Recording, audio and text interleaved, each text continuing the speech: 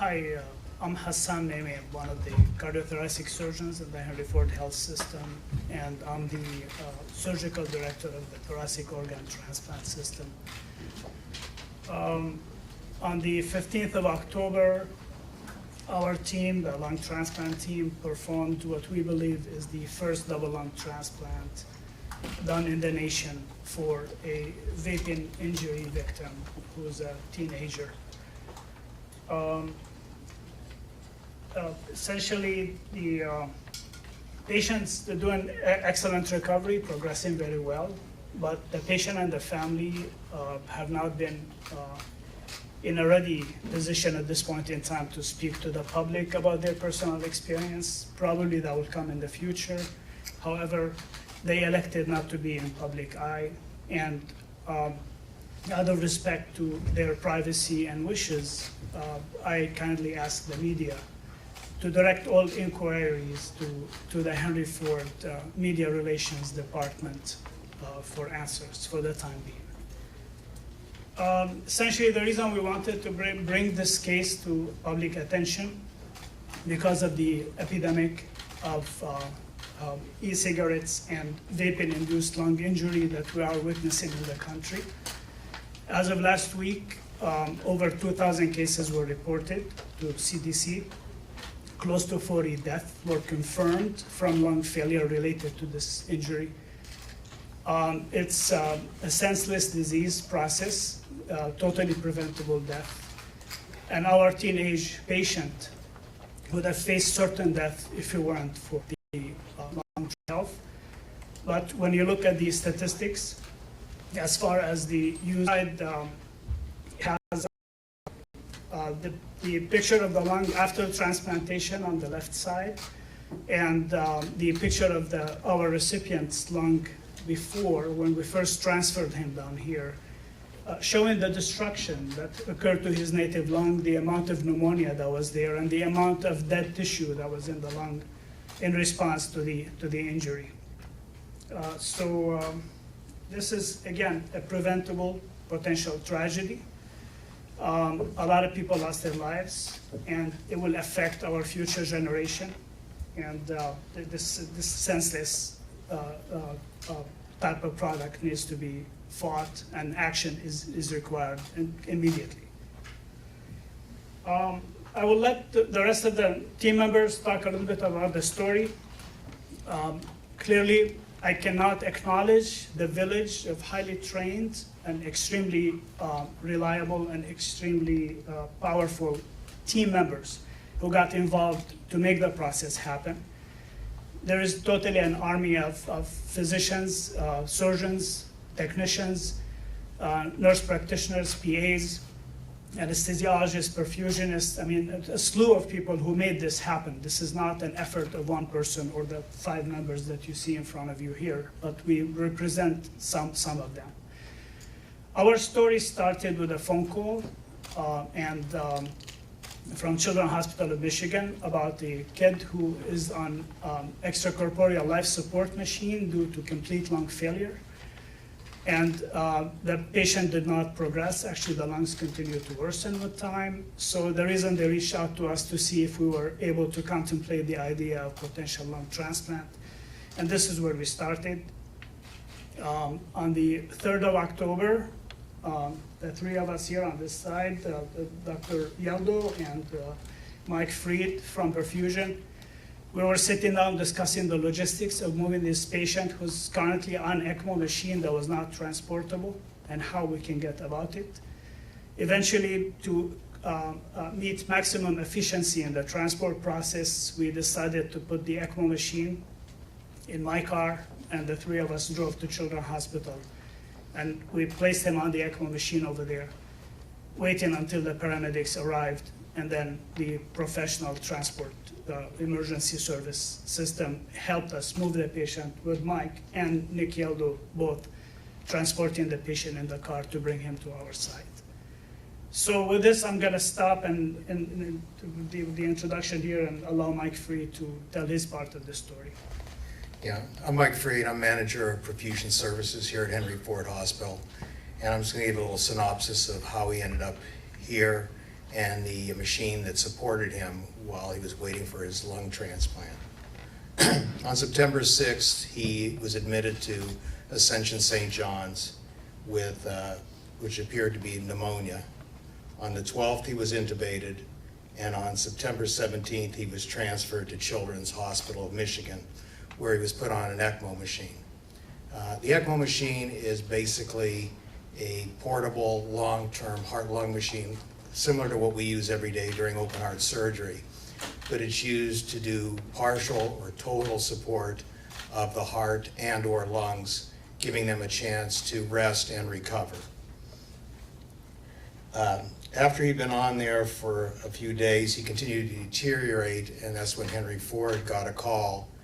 And when we decided to go there, we loaded up our portable ECMO machine, as Dr. Nemi described, went over there, switched him over to our portable ECMO machine, and once he stabilized, Dr. Yaldo and I returned with him via ambulance to Henry Ford Hospital. I'll now turn it over to Dr. Koba. Good afternoon. I'm Victor Koba, Medical Director of our ECMO program and our cardiac surgery ICU intensive care unit.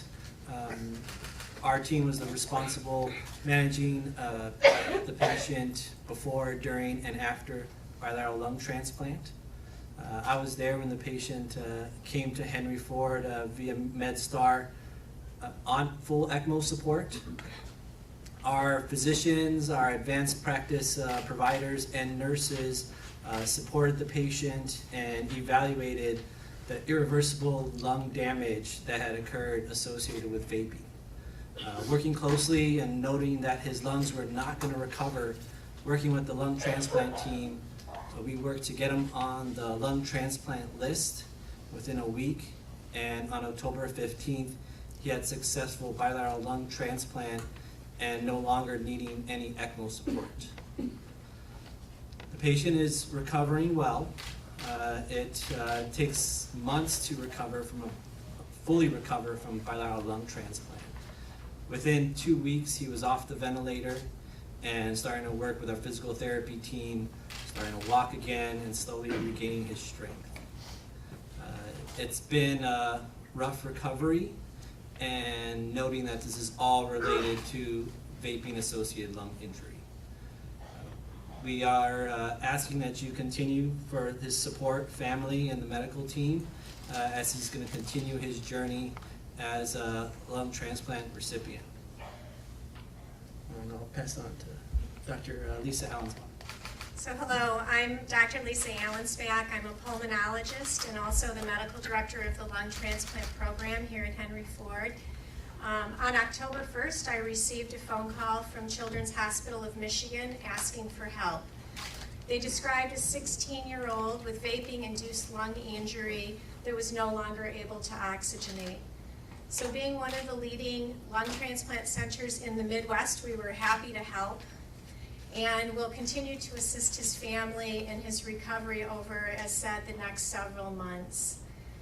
Vaping-related injuries are all too common these days, and actually our adolescents are really faced with the crisis. There was a study released last week that surveyed over 10,000 middle school and high school students, and 28% of high school students reported ongoing use of e-cigarettes, and 11% of middle school students reported using e-cigarettes. Of course, the favorite was flavored variety. So I believe we are just beginning to see the tip of the iceberg and making sure that our teens understand the danger of vaping is of paramount importance. The family asked that I read this statement on their behalf. We ask Henry Ford doctors to share the horrific, life-threatening effects of vaping are all very real. Our family could never have imagined being at the center of the largest adolescent public health crisis to face our country in decades. Within a very short period of time, our lives have been forever changed. From the typical life of a perfectly healthy 16-year-old athlete attending high school, hanging out with friends, sailing, and playing video games, to waking up intubated with 2 new lungs. We are forever grateful to the organ donor and their compassionate family for making the selfless decision to donate the gift of life. We are also grateful for the collaboration of the medical teams at Henry Ford, Children's Hospital of Michigan, and Ascension St. John Hospital for working together to provide a second chance at life. If this press announcement saves just one person, prevents others from vaping, or inspires someone addicted to seek help to quit, it is surely a step in the right direction. We ask that you please respect our privacy as we concentrate on our son's recovery. And now I would like to introduce Dr. Yaldo. Good afternoon. My name is Nicholas Yaldo. I'm a cardiothoracic anesthesiologist and an intensive care doctor. I was the intensivist in the unit that week when we received this patient. I clearly remember coordinating this transfer with Dr. Nemi. He was actually in the operating room operating on another patient. And I was running back and forth between the ICU and the operating room trying to figure out how we could get to this patient most quickly. And at one point we just looked at each other and said, let's just go in your car. So we put a life support machine. I want to reiterate to you all how unique this is. We took a life support machine, sterilely sealed, and put it in his trunk. And the 3 of us drove over to this hospital. When we got there, we weren't sure even how we were going to carry it in, so I grabbed a wheelchair from the front of the hospital to transport this machine. But then one of our colleagues from the receiving hospital came and brought us one of those carts that you usually push your lunch on to put this machine on. So we transported this machine up to the unit and began stabilizing this patient. I'd like to state that I've been doing advocacy for smoking cessation for years now in the teenage population, and I think we are here today to beg the public to pay special attention to the steps that were taken in this case. Without the heroic measures that were taken in this case, this young patient would have died. There is no doubt about it. And so I beg of you, this was not just the unlucky one. This is happening way, way too much for us to turn our heads to this. So I'd like to share some facts with you, and I'll repeat some things. As of now, 39 people have died in the United States of vaping-related injury. Over 2,000 vaping-related injuries have been reported in the United States. Now, that doesn't necessarily mean that these patients have vaped and then immediately, acutely have to be rushed to the hospital. This could be a longer process. Their symptoms may not show up for months.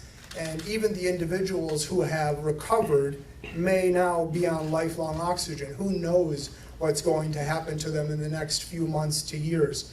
And so this is not just a case of an unlucky young man. This is happening too much to ignore. As of November 7th, the Michigan Department of Health and Human Services has identified 46 cases of severe lung disease associated with vaping. 26 of those are confirmed, 20 are probable, 1 has died, and honestly, the numbers are likely far greater than what has been reported. There may be many ongoing investigations, and I'm sure many of you have seen very recently in the news the likely causes of this, but it would be unfair for us to speculate right now, so we are not going to talk about what specific contents caused this because we really don't know. I'm happy to report that this patient is making a recovery. It's going to be a long road to recovery, but we are really happy about this. If you, your child, your loved one, anyone you know is struggling with vaping addiction, there are resources, and we beg of you to get help. Because we believe you need help. We don't want to be taking care of you next. We want this to stop. The Henry Ford Health System Nicotine Cessation Program is a great program for smoking cessation. Henry Ford's Behavioral Health Department can also help with THC-related vaping addiction. And My Life, My Quit program is recommended by the Michigan Department of Health. And so you can look into any of these programs on the Henry Ford website or call the operator. Now, we will take a limited number of questions today. Again, I thank you very much for respecting the privacy of the family and the requests for privacy. And we thank you all for being here today. This really is a horrible tragedy, but with a silver lining. But we're here to discuss the medical care and not any additional questions regarding the CDC or the Michigan Department of Health. So we appreciate you all being here. And now I think we'll open it up to questions. I think Dr. Nemi and Can I Dr. just Allen ask a question of clarification about the release? You say that he came on the radar as a 16-year-old. The release refers to him as a 17-year-old patient. So did he celebrate a birthday in the hospital? That is correct. Are you able to tell us, do you know how long he had been vaping? Yeah, I think we're really not able to speak to the specifics of his vaping or details surrounding things that happened prior to coming. You can't tell us if he was vaping, if it was just nicotine, or if it was THC. Do you have any of that info, or you just can't share that right now? Yeah, we're really at this point not able to share that information. I can say in general that the reports have been not only with THC, but with e-cigarettes, and this appears to be a risk factor to many substances that are being vaped, and not just THC or nicotine. In broad strokes, where was he from? Metro area, which county? What can you tell us about that? Yeah, I think we're really not able to give those personal details about where he's from. Narrowing it down to a county. No. Can you talk about the survivability long-term of lung transplant patients? Sure, absolutely. So lung transplantation has been done in this country for about the past 30 years. And I can certainly speak to the fact that in the last decade we have become much better at transplantation. We have many individuals that we're caring for who are alive and well 15 to 20 years after transplant. With that said, our average survivals are continuing to get better, and so the future is hard to predict in terms of what exactly the longevity of transplant is. One thing that does happen at times, if we were faced with a situation many, many years in the future where lungs are not working, second transplants are possible. If you guys hadn't gone and hopped in your truck and went over there, how long do you think he could have lived? He was in a very tight spot, and honestly, it's hard to tell exactly, but my guess would have been a matter of days. He was on an ECMO machine at the previous hospital. That's correct. And so did you disconnect him from that and then reconnect him to the one that you brought in the car? Yes, we switched him to our machine because the machine he was on over there was not amenable to transport.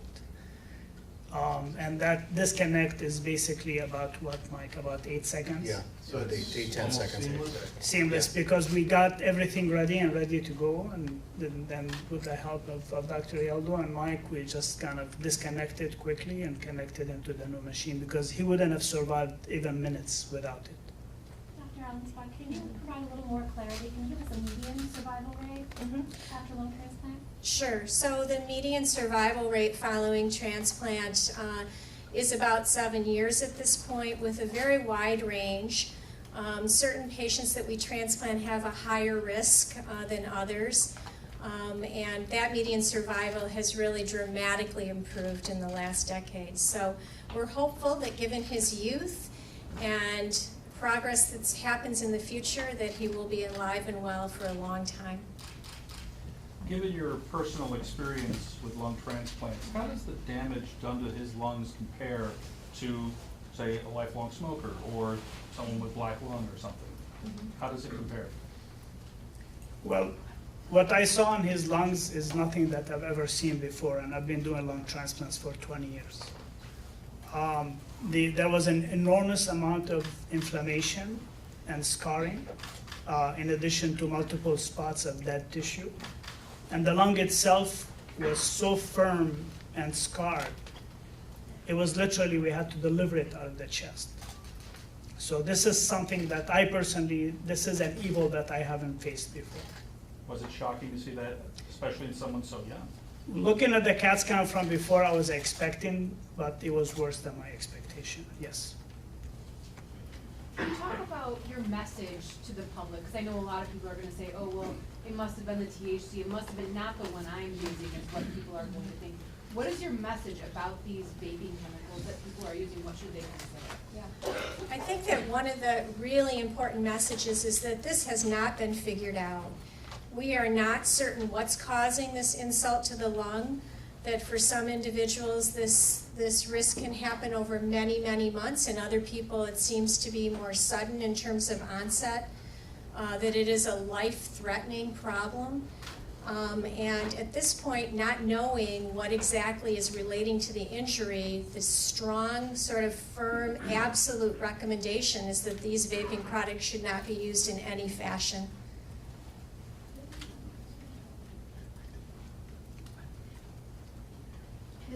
Is he talking or anything now? How, can you talk a little bit again about how is he feeling now and what comes next for him in regards to his recovery? At this point in time, he's definitely talking, he's on a regular floor, and he's very close to being transferred to rehab. He's ambulating, walking around, eating on his own. He doesn't have any tubes or any type of support. However, because he was on the ECMO machine for almost a month with total sedation, he's incredibly weak. So that the part that's coming next for him basically is to get over the weakness and rehab to get his strength back to become functional again. And you expect that he would have, that he'll be able to do that? I would expect him to be able to do that. I would expect him to be back to school. We've had people who went and completed schooling programs before, people went back to work. I expect him hopefully to be an advocate to stop this madness. Is the ECMO device here in the picture? Is that, can somebody point it out? Well, Actually, between his legs at the foot of the bed, it's hard to see in that picture. it's a small device at the end of the stretcher in between his legs. So It's- he's not like in a tube or an iron lung or anything? No, he's not. No, the machine is this big.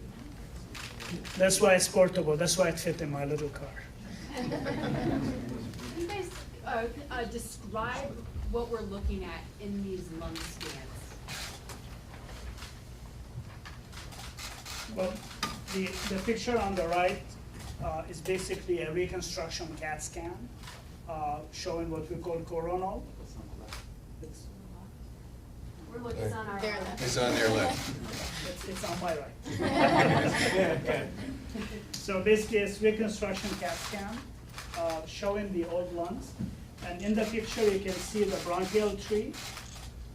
And the only part that has air in it is a small amount of lung. The rest of the lung is completely scarred down and inflamed. As opposed to what you expect it to look like is something like those post-transplant lungs where air gives you the black hue in the picture showing normal ventilation. How long was the actual procedure? The lung implantation itself was probably about 6 hours. And do you have a number of people that were on the team? You know, I know you said that you guys are just 5 of a large team. Do you have a number of how many people worked on this? Well, during this procedure itself, we had 2 people from the anesthesia team. It was Dr. Tanaka and myself on the surgical side. Dr. Kamageorgakis went and got the lungs for us. And we had a physician assistant also in the operating room in addition to perfusion staff.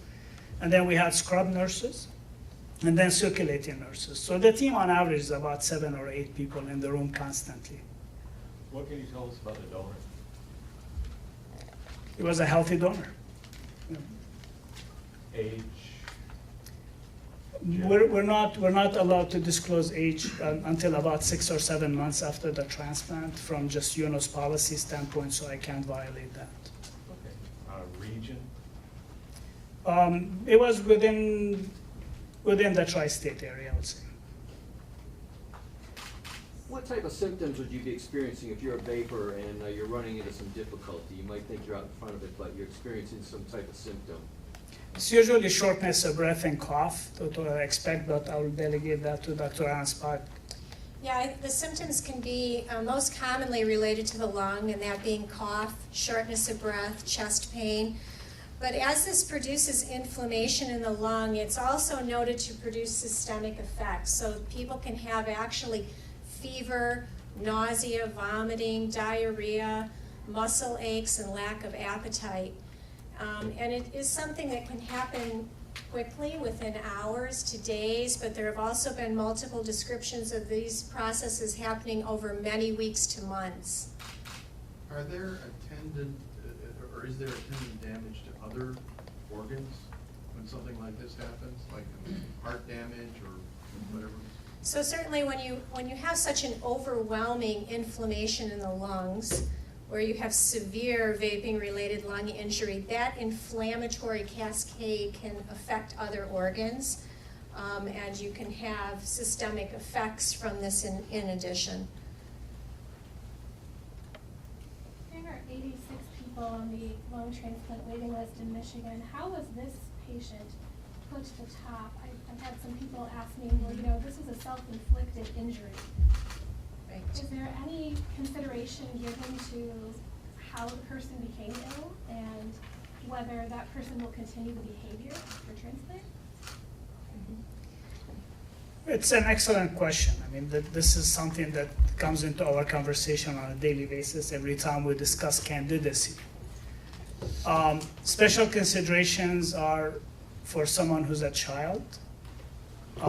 We did vet the family and the family connections very deeply. We have our specialists, not us, who look into these situations to assure compliance, assure good behavior, and assure that these lungs are going to be put to good use. However, to get back to your question about his location on the priority list, this is not something that we determine. There is a nationwide process to give what we call lung allocation score.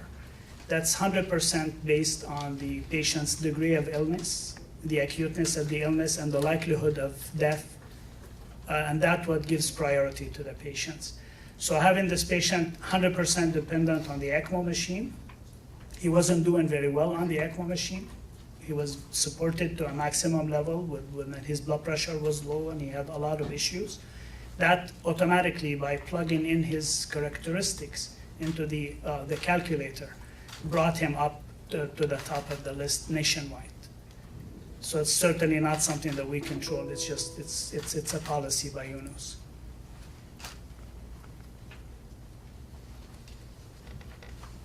What kind of car do you drive? A cool one. A sport utility. Any other questions? Any break? Thank you all so much. Thank you for You're coming. available for interviews. Thank you, everyone. Thank you. Thank you.